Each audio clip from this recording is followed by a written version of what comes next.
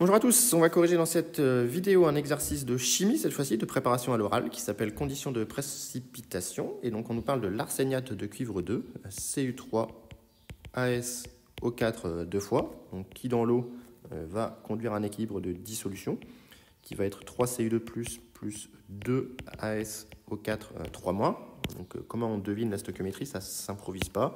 On a le 3 ici et le 2 ici qui sont forcément les coefficients stoichiométriques.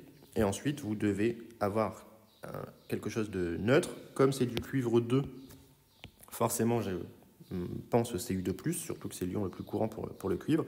Et ensuite, ça me donne 6+, donc il me faut 6-. Et j'équilibre en mettant 3-.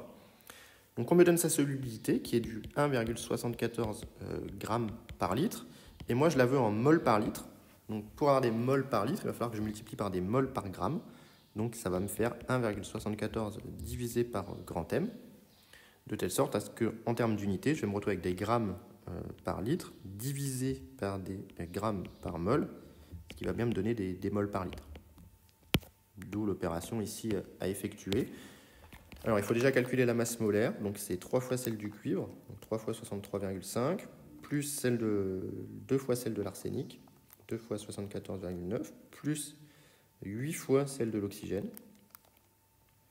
Voilà, donc ça me fait 1,74 divisé par 468,3.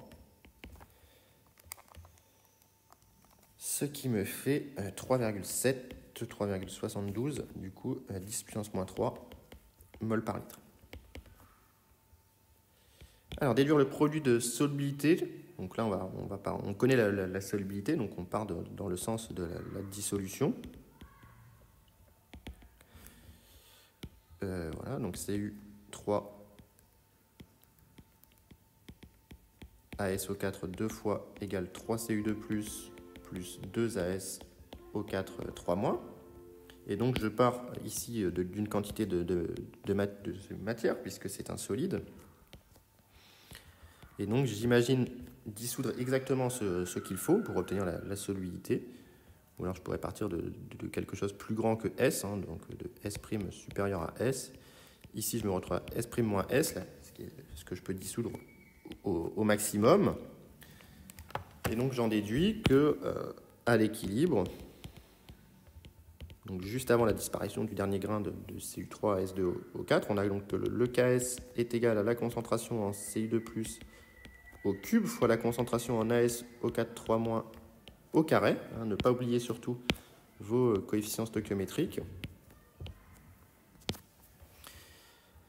Et donc, je peux en déduire le Ks, tout simplement, connaissant la solubilité, puisque ça va me donner 3S au cube fois 2S au carré, divisé par 1. Ici, c'est directement les quantités de matière, car la solubilité, elle est définie pour 1 litre de solution.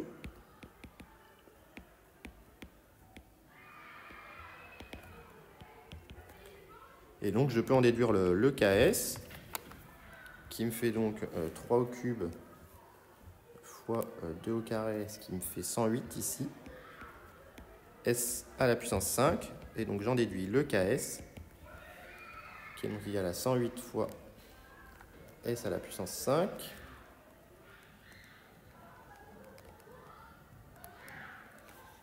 Ce qui me fait 7,65 fois 10 moins 11, et son pKs est de 10,1. Ce qui est un pKs classique pour un précipité tel que celui-ci. Donc dans la question 3, on me dit qu'on mélange 10 ml de solution de sulfate de cuivre. Voilà, on mélange 10 ml de solution de sulfate de cuivre 2 à C1 égale 1,6 fois 10 moins 2 mol par litre et un volume 40 ml d'arséniate de sodium. Observe-t-on l'apparition d'un précipité. Donc pour cela, on envisage la réaction de précipitation cette fois-ci. Donc 3Cu2+, plus 2 AsO4 O4 3- égale Cu3 ASO4 2 fois solide. Et celle-ci, c'est dans le sens de la précipitation. Donc la constante d'équilibre, c'est 1 sur le KS. Et ça va faire 1,3 fois 10 puissance 10. Et donc, connaissant K, la réaction de précipitation aura lieu si le QR à l'instant initial est plus petit que K.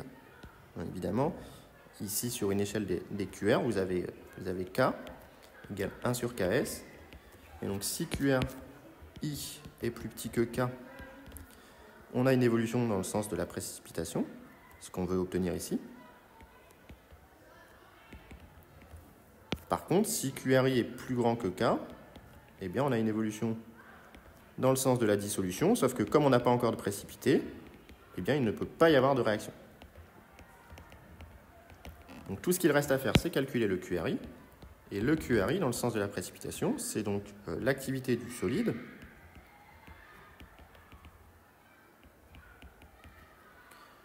divisé par l'activité du Cu2+ au cube fois l'activité du ASO4 au carré.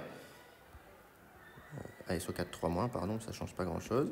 Et donc ça va nous faire tout simplement 1 divisé par les concentrations. Et donc les concentrations de Cu2+ dans le mélange, ça va donc être NCU sur V tot au cube fois NAS sur V tot au carré, avec NCU égale ici tout simplement C1 sur V1, c'est N égale C fois V, pardon, C1 fois V1, et NAS égale C2 fois V2. Donc, je vais calculer ces quantités de matière. C'est 1,6 10-2 fois 10 10-3, ça fait 1,6 10-4 mol. Pour l'AS, ça va nous faire 40 10-3 fois 2 10-2, ça fait 8 10-4 mol. Et attention à ne pas confondre le volume pour obtenir les quantités de matière du volume total, qui est pour les concentrations. Il y a une dilution lorsqu'on mélange les espèces. Et donc, on déduit un QRI qui vaut donc ici 1,6 10-4 divisé par 50 10-3 au cube fois 8 10-4 divisé par 50 10-3 au carré. Je fais 1 sur ça et j'obtiens un QRI qui vaut 1,2 fois 10 puissance 11, ce qui est supérieur à K. Donc là, il n'y a pas de précipitation dans le premier cas.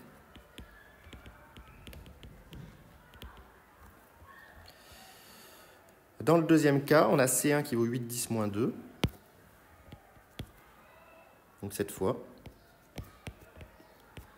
N1 est égal à 8 10-2 fois 10 10-3, donc 8 10-4 mol. Et donc c'est égal à NCU en fait. Et donc ça c'est égal à NAS. Et donc je peux en déduire le nouveau QRI qui vaut 1 finalement sur N. C'est la même N sur V tot puissance 5.